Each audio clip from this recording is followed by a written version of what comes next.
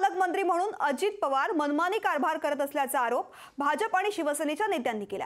अजित पवारांनी निधी अडवल्यामुळे कोर्टात जाण्याचा इशारा भाजपच्या जिल्हा परिषद सदस्यांनी दिलाय। अजित पवारांच्या कारभारामुळे पुण्यातील महायुतीच्या नेत्यांनी अजित पवारांविरोधामध्ये आघाडी उघडली आहे।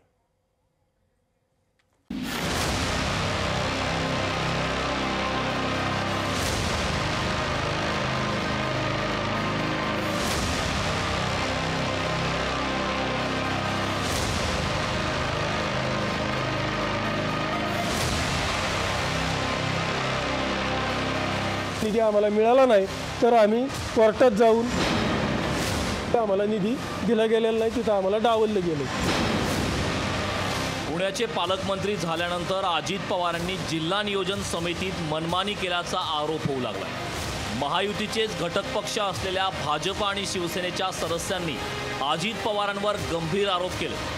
चंद्रकांत पाटील पालकमंत्री असताना मंजूर केलेला निधी अजित पवारांनी अडवून धरल्याचा आरोप भाजपच्या नेत्यांनी केला। अजित पवारांनी राष्ट्रवादीच्या सदस्यांना गेल्या दोन महिन्यात तब्बल 800 कोटींची कामं वाटल्याचाही आरोप करण्यात आला। जिल्हा अधिकारी असतील, विभागीय आयुक्त असतील, त्याच्यानंतर जिल्हा नियोजन सदस्याचे म्हणजे जे पदाधिकारी आहेत ते सर्व मिळून जिल्हा नियोजन अधिकाऱ्यांना बी काल आम्ही निवेदन दिले आणि त्याच्यावर आक्षेप घेतलेला आहे। त्याच्यावर जर एवढ्या 2 दिवसात मार्ग नाही निघाला तर त्या 800 कोटीच्या निधीला आम्ही स्थगिती देण्यासाठी प्रयत्न करणार आहोत।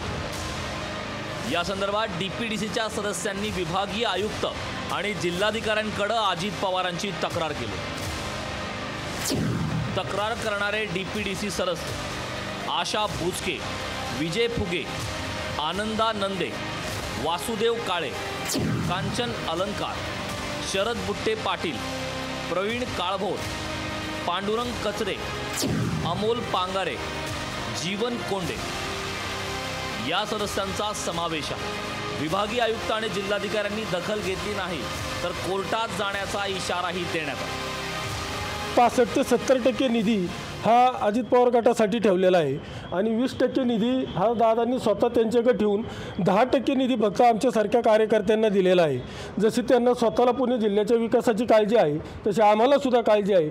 आमचं म्हणणं एवढंच आहे की आमच्या वाट्याचा निधी आम्हाला मिळाला पाहिजे। जर तो निधी आम्हाला मिळाला नाही तर आम्ही कोर्टात जाऊ।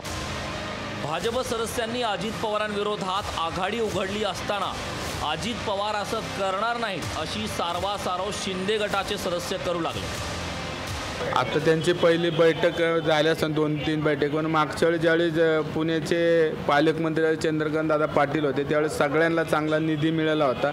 आताही अजितदादा कुठलेही कार्यकर्ते अन्याय करणार चांगल्या प्रकारचा निधी सगळ्यांना देतील।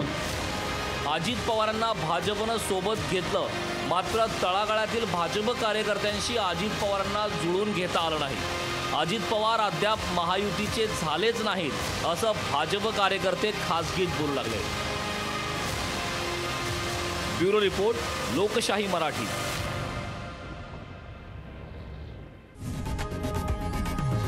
लोकशाही मराठी ऐका, पहा, जागरूक रहा।